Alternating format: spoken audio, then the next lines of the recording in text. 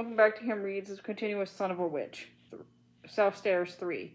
No one at the Monterey, Candle included, knew enough about musical instruments to appreciate the dominon she arrived with. It was made of seasoned redwoods by a master from the Quadling Kells, and Candle had first heard it played at a summer festival. The master himself performed, using his fingers as well as a fiddle bow and a glass amulet that he kept tucked under his bearded chin when not required. Now, Candle recalled that the dominon had been fitted out with a feather, though at the time Candle had thought it merely ornamentation, and a sexy fillip at that. She thought she was in love with him, and had slept with him before dusk, but a few days later she realized it was the music she loved. When she heard its music, a coaxing and invitation to remember to disclose. But perhaps her voice was small and high, she couldn't project, and she couldn't imagine it would be more gratifying to play more music than to speak. Mercilessly, she pestered her uncle to circle back and buy her the dominion. She'd been surprised when he obliged. Candle was not simple, not in the least, but her debility had still made her a person. She listened to church bells when they appealed, trying to translate. She watched the way the paper husks of onions fell on the table, and examined the rings of dirt that onion mites had left in parallel rows on the glossy wet outside. Everything said something, and it wasn't just her job to consider the merit or meaning even of the message, just to witness the fact of the message. She was therefore a calmer person than most, for there seemed no dearth of messages from the world to itself. She merely listened in. For a week now she had been playing the dominon until her fingers ached, watching and listening for the language of Liir's recovery. It wasn't unusual that she had experience with men. Quadlings were casual short in matters of sexual prudence. The carnal experience had neither scarred her nor interested her. Through it, at best, she had learned something of the human body, its hesitation and reservations, as well as the surge of its desires. In the infirmary, as her eyes moved from the instrument to the invalid, she felt she was picking up some news. Was it some minor language of olfactory signals, an arcane pattern of ite, which is a hieroglyph etched in the beads of his sweat? She didn't know. She was sure, though, Liir's body seemed the same in temperature, comportment, and color. But he was going through a phase of crisis and would either awaken for sure or die at once. No middle ground. She didn't know if she should go to the superior mount or she should stay at her post. She was afraid if she left, she would drop the dominon on the floor. Even for 20 minutes it might take the superior mount to get counsel. She would lose Liir for good. Wherever he was lost, and the music of her instrument was his only hope back. So Candle stayed and played till her own fingers bled, and ripples of walls, as if nothing were wrong. The blue of the sky thinned till it was pierced with star prickers, and the jackal moon rose and slyly lumbered over till it could look at the window and watch itself. Watch and listen as Candle played Liir through his memories.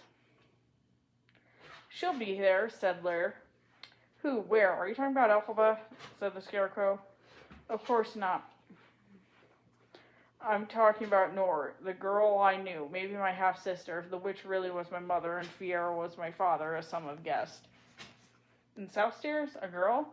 Can you tell me why not?" The Scarecrow couldn't answer, Liir thought. Maybe he imagined that someone as insignificant as the mighty Wizard of Oz, a mere girl no less, hardly merited imprisonment.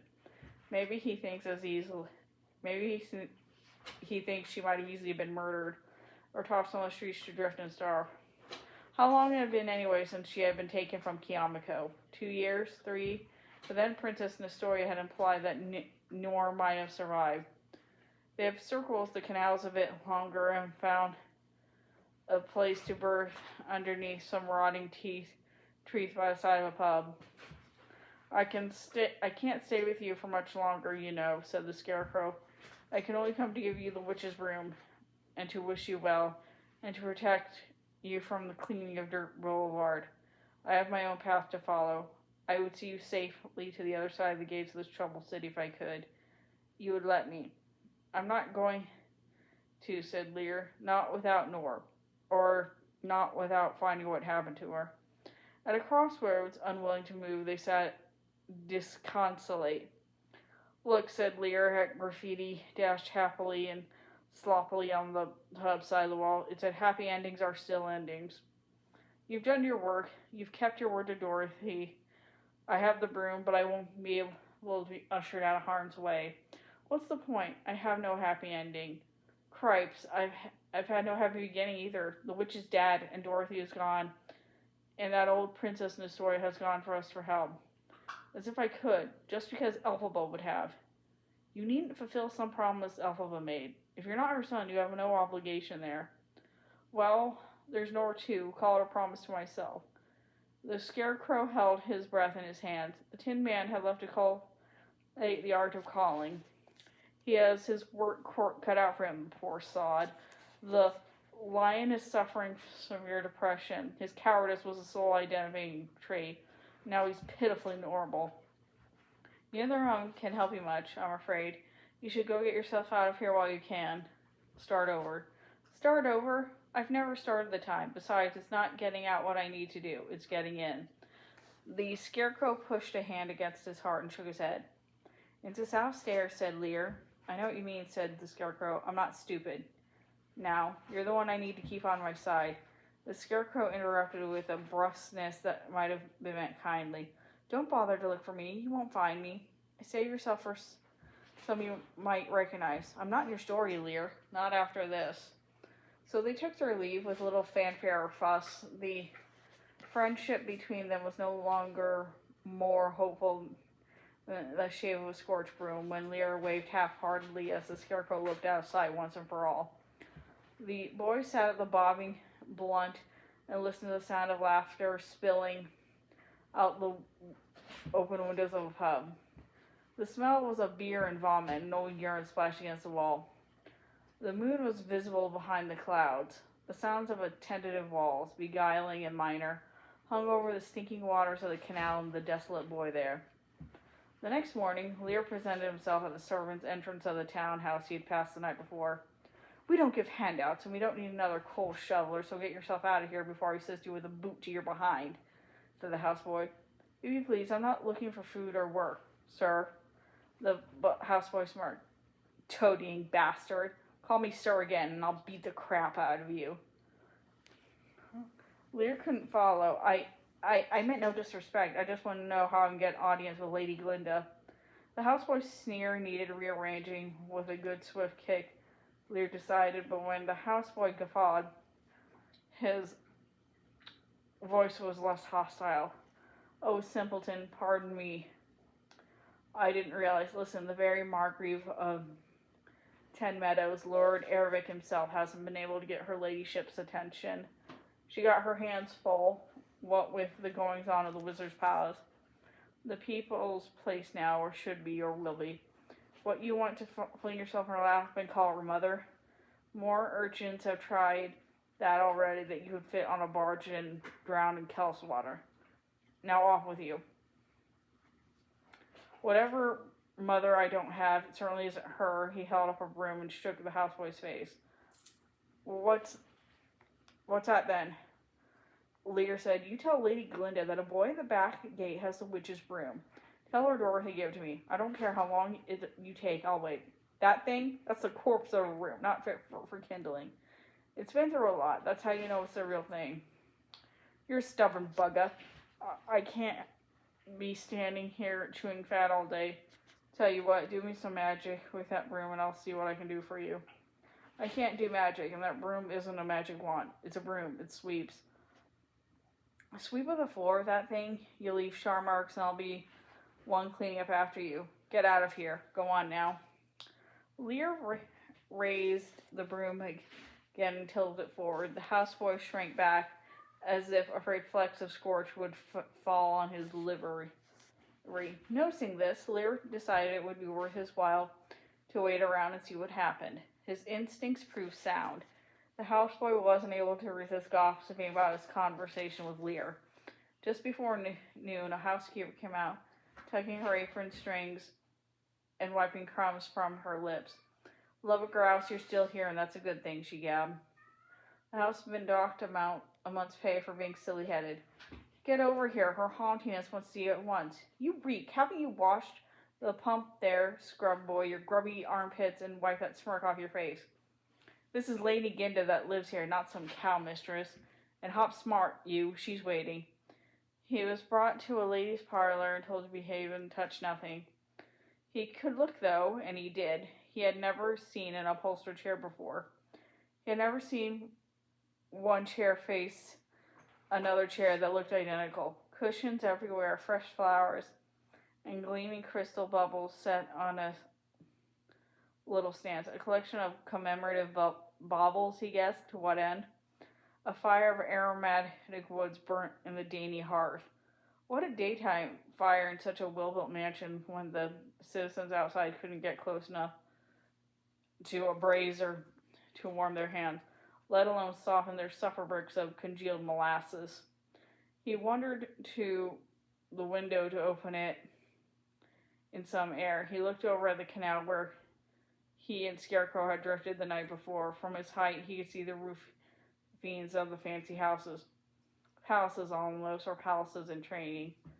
Beyond the chimney pots, beyond the roof gardens, the cupolas and spires and domes, two more massive buildings rose. The dome palace of the wizard in the dead center of the city, and off to the right, the steep bluestone rampants of the prison known as Southstairs. It was like looking at a picture in a book. Not that he'd seen all that many books. Only the grimmery, and that was only from a distance. Here the etched roof lines seemed like 100 man-made hills. Set here and there was a delight to the eye with infinite variety and depth perspective. Under every roof a story, just as every brow a history. He hardly believed he had summoned the nerve to come here. It was all he could think of to do. The Princess Nestoria had promised, in exchange for his helping her, to listen for news of Nor, but why work backward? The princess would have to be scrubbing the news of Emerald City to learn about Nor, whereas now he was here already, so let Princess Nestoria work out her troubles for herself. Liir had all the city before him. He could be forthright and claimed, and he won for himself on his own terms. To Lady Glinda, announced a man's voice. When Liir turned around, the door was already being drawn closed behind her, and Lady Glinda came near. It was like being approached by a decorated holiday tree, tiptoeing and jewel-slippered. Lady Glinda was the most exceedingly dressed person Liir had ever seen. He almost flinched, but knowing that Lady Glinda had been a friend of Elphaba stiffened his nerve. "How do you do?" she was saying, in a voice like a piccolo blowing soap suds. She tilted her head.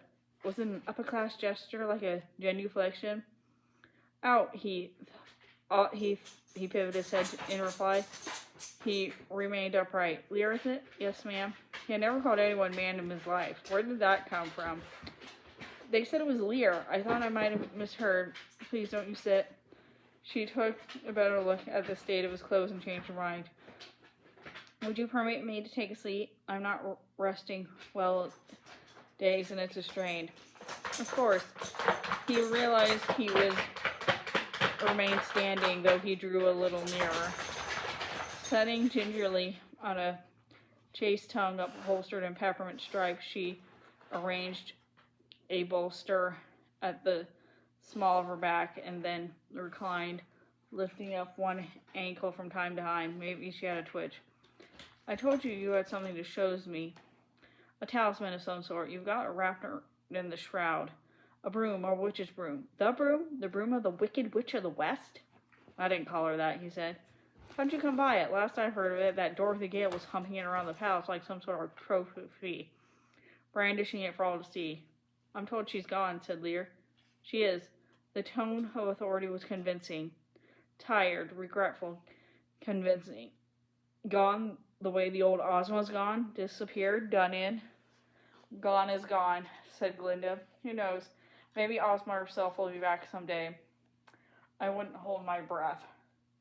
Maybe Dorothy too, or she gone too far to come back? You ask bold questions of a lady you've just met, said Glinda, and she looked at him sharply. And you haven't answered mine. How did you come by the witch's room? You can say Elphaba to me. Liir unwrapped the broom and held it for Glinda to see. Glinda didn't look at the broom. She was staring at the witch's cape. She hoisted herself to her feet and reached its hem. I'd know this anywhere. This is Elphaba's cape. How'd you come by it? Answer me, thug, thief. I'll throw you in Southstairs. Fair enough. I'm headed there anyway. Yes, it's her cape. Why, I wanted to be. I took it when she left their castle. I'm her. He couldn't say son. He didn't know. I'm her helper. I came from the castle with Dorothy when the witch melted and all that left was the broom. The scarecrow brought it back after Dorothy vanished. No one else wanted it. It's a burnt stick. Throw it in the fire. No. Glinda reached out a hand and Liir took it. She wanted help getting out. Let me look you in the eye, young man. Who are you? How did you come to be a Kiamiko? I don't know, and that's the truth, but I served the witch and saw Dorothy safely to the Emerald City, and I might need your help. You need my help? What for? Bread, cash, a false identity to help you slip sideways through the cracks? Tell me what you need. Tell me why I should help, and I'll see what I can do. In memory of Elphaba, you knew her. Her head tilted again, but this time it was to keep the sun wetness from spilling into her carefully colored false eyelashes. You knew my Elfie!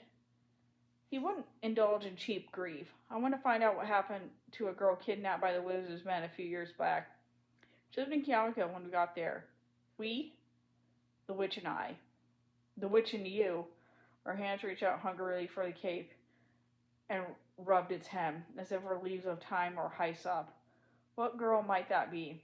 Her name is Nora. She's the daughter of Fiyero, one-time prince of the Arjikis, and his wife Sermira, also kidnapped that very day. You knew Fiyero. I knew Fiyero. It was clear Glinda did not want to speak about him. Why should I bother with you? Nora was his daughter. She was again, he couldn't say half-sister. He didn't know. My friend. Glinda reached out and took the sharp broomstick and cradled it. I know about friends. Friends have children, Liir said carefully. If you can't help your friends, you can help their children. Do you have children? I do not. Lord Joffrey was not so inclined. She reconsidered. I mean to say he was so very old and wealthy. His interests lied elsewhere. She drifted along the occasional tables. I don't know why this girl you mentioned was taken away, or if she proved too much of a worry, or why she would still be alive. Everyone knows the wizard is gone. Surely his enemies don't need to stay in prison. If she's alive, why shouldn't she be released? A rustling of stiffness sounded in her underskirt. How do I know you were telling the truth? She said at last. There's much treacherous these days.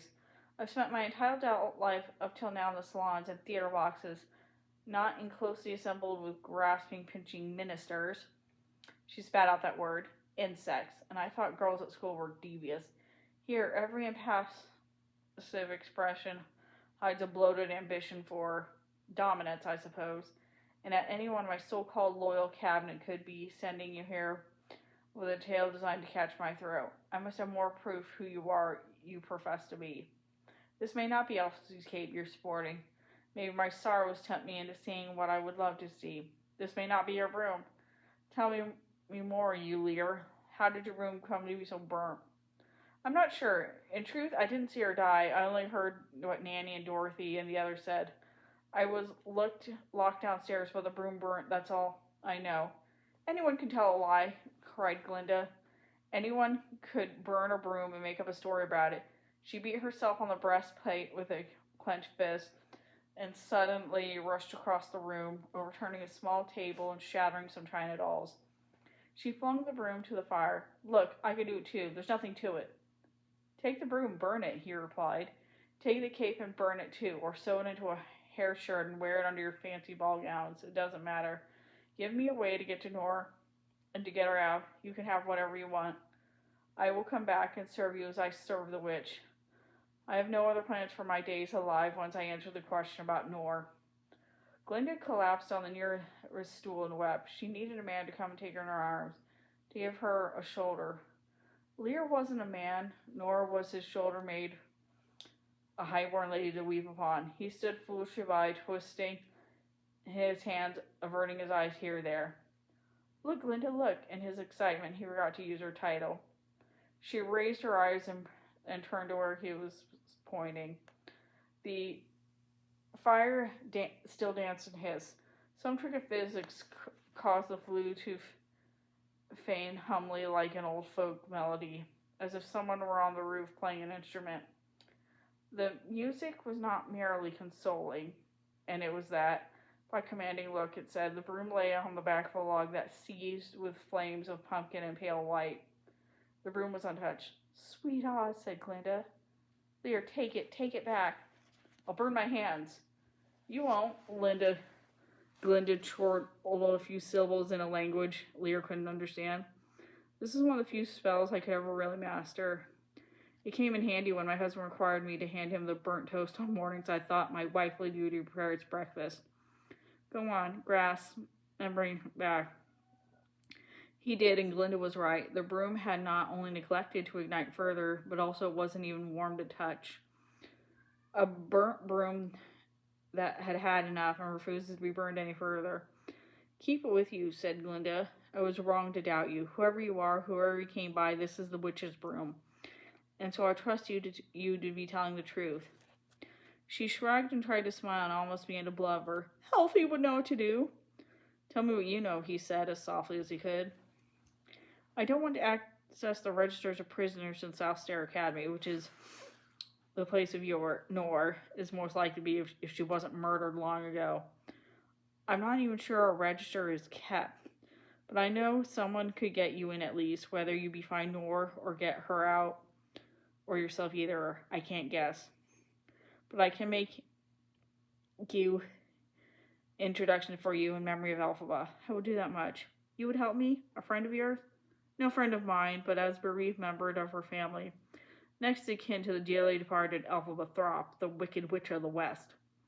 But I thought Elphaba's sister was dead, said Liir. Wasn't Nessarose killed by Dorothy's clumsy house? Yes, she was, but didn't you know? Didn't Elphaba tell you? She had a brother, a younger brother named Shell. And that's the end of that chapter. See you later.